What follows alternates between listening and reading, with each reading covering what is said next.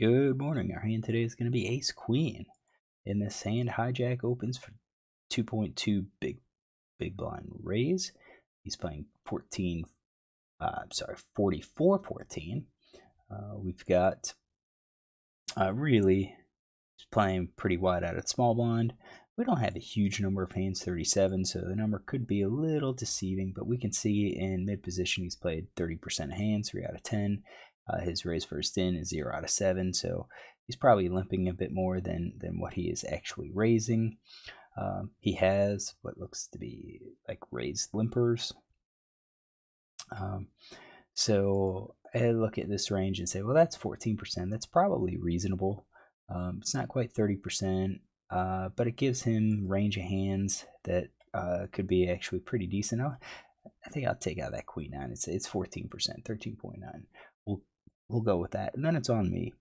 I made a mistake. I called.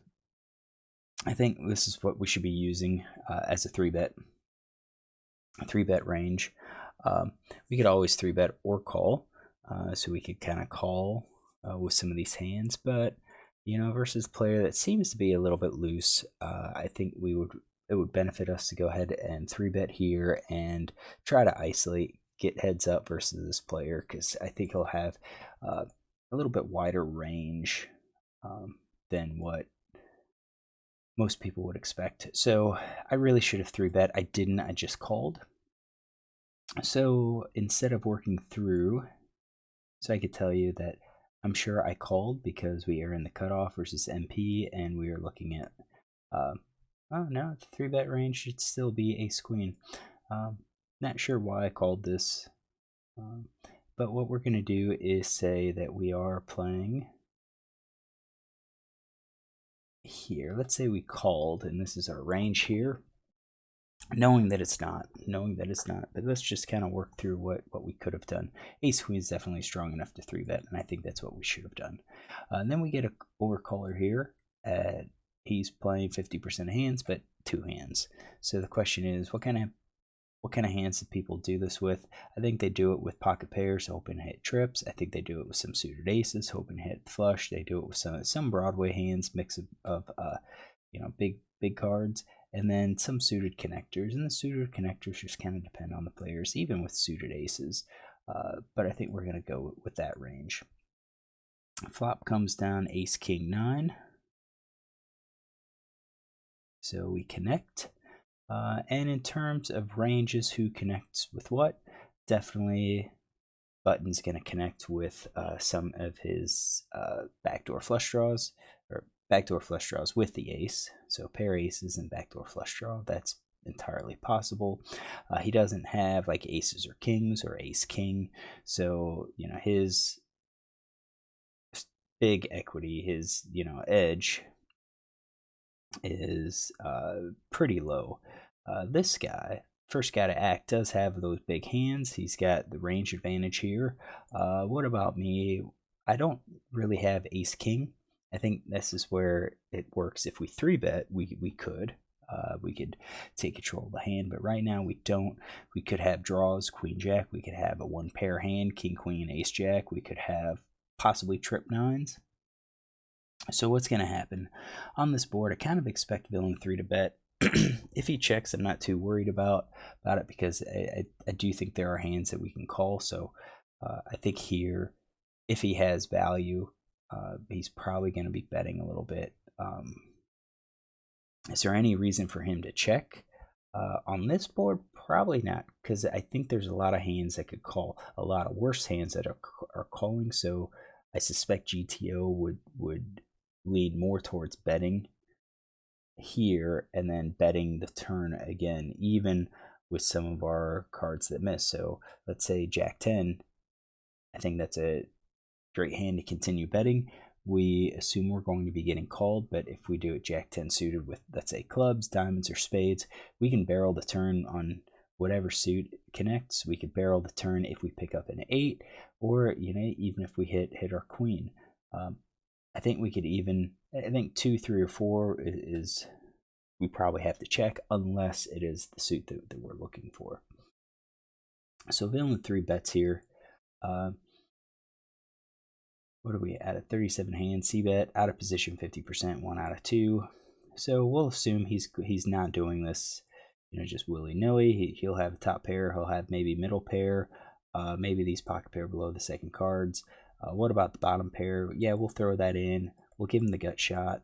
I don't think we'll do the 2-card backdoor flush draw. So 75% of the time he bets. Now it's on us. What do? We just called. With how we played, does it make sense for us to raise? What are we representing if we raise? If we raise, we are probably representing ace 10. We could be representing nines. We could probably be representing like jack 10, 9 10, maybe queen jack. Does it make sense for us to raise here though? Because we can't really rep aces or kings or ace king. I don't think so. I think this is a situation where we don't raise. I think this is a situation where we just call and look to see what villain does.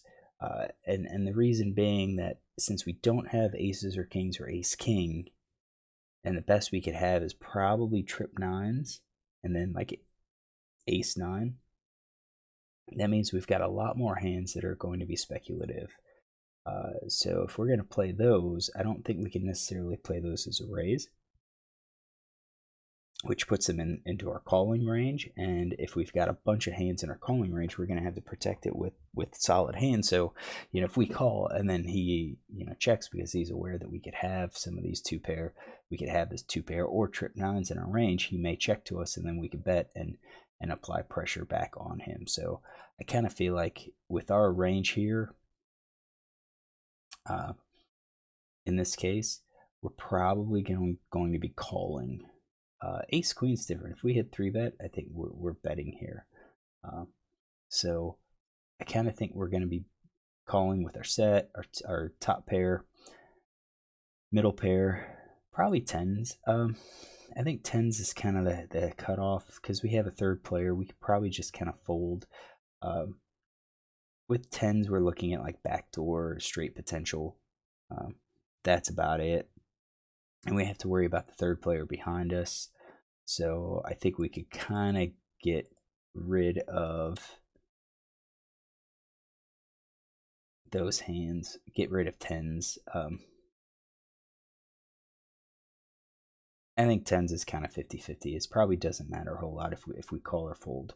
So I'd say that's going to be my calling range based on this, not based on my ace queen hand. So let's just cover that up. I called and then villain 4 fold. So when you look at his ranges, he could have had one of these, under pair and just folded and missed, or he could have had something even worse. Rivers 10 of clubs, or I'm sorry, turns at 10 of clubs. See, I think this kind of fits some of our calling range here. If we had 10, we picked up a pair and still maintained gut shot. If we had clubs, if we had, let's say, queen jack of clubs, we hit our straight. We've got our flush draw. You don't have a huge number of those, but we've picked up additional equity. So if we are behind, we have some outs. Villain 3 checks. And I think once he checks, I guess there's the possibility that he has a straight or a set, or even 2-pair. But at this point, I think top pair is looking less likely, especially ace queen, ace jack.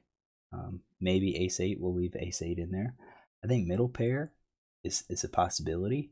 The weaker pair, pocket pair below the second card, I think that's all the possibility. Do I think he's going to be, checking his flush draw? Well, if you look at his hands, he has hands that would have continued betting. So I don't want to add all of the flush cards. I think we've got flush cards as part of these top pair, middle pair, pocket pair, weak pair, and so forth. Would he continue betting? It's a good question. I'll say no. I'll say no. Not everyone does that. I think they get scared of the ace and then wait. If they connect with the flush, then they'll come out with a bet or plan for a check raise on the river. I feel the same way with the gut shot. So I think we're looking at something pretty weak here. I think this is a great opportunity now for us to go ahead and bet. The pot's 20. We should probably be betting at least 15. Let's see if I did. I didn't do that. And what range are we doing it with our 15? I think a big part of it is we're doing it with almost everything. So right now at this spot we have 13 combos. Well, let's just do all of them. So we got a total of 18 combos. I think we do. I think we bet with all 18. We're gonna have some big hands. We're gonna have some weak hands. We should have bet with all of them. And I didn't, so that is a clear mistake. I think this is a clear mistake on my part, even though I have got I know I have ace queen, right? With the ace of clubs, I don't think it matters. We called, he checks to us, he's obviously scared of the ace. We bet 15. If he calls, we follow it up and hopefully get him to fold, the king, queen, king, jack hand. And it doesn't matter what we have at that point. 4 spades hits. All right, and he checks again. See, we bet the turn. He's likely to fold. And now what do we do? I think if I bet, how likely is he to call? Maybe. So I think we're going to be going for top pair plus. I think middle pair is also pretty good. King, queen. We're hoping king, jack calls. Hands who are not doing it are the weak pair, the jack 10. So we're kind of back to betting 15 out of 18 of our total combos. Is this for value? Yes, it is for value, because I do think if he calls, we're looking, he could possibly be calling with some of these hands. Yeah, top pair we're behind, but middle pair, I think we split with king queen. If we bet with king queen, we win. Otherwise, king jack we beat based on our betting range, all of the queens and jacks. And he may get curious and say, well, I don't believe you have the ace, so I'm going to call you, or I believe you missed, so I'm going to call you. Just something like that. So I do think we're going for value here. He's never going to fold jack queen, but at the same time, I don't think he's going to check twice with jack queen. So I did bet. I bet half pot, which I think is probably good. We're hoping to get a call. We're going for some value. We don't want to bet pot and blow him off at the hand. So we go half pot and we get to see a showdown. So what do I think he's going to call? We've already kind of established what I think he might call with. Queens, jacks are iffies. I think king jack is valid. And he shows a7. That's part of the ace-8 hand. I didn't think he'd go all the way down to a7, but he did. So it's definitely within his range. He was scared of the kicker. We could have probably, had we bet the turn and then followed up with the river bet, it is possible that he could have folded, unless he's more of a calling station here. So it's unfortunate. This type of hand, one off. I'm going to take this as, partial win. But I think our hand could have been improved. I don't like the raise on the flop. The raise is the check raise. I think the call was appropriate. I don't like how I called pre-flop. I should have just 3-bet. All right, so hopefully you enjoy this hand. If you do, look tomorrow for another one.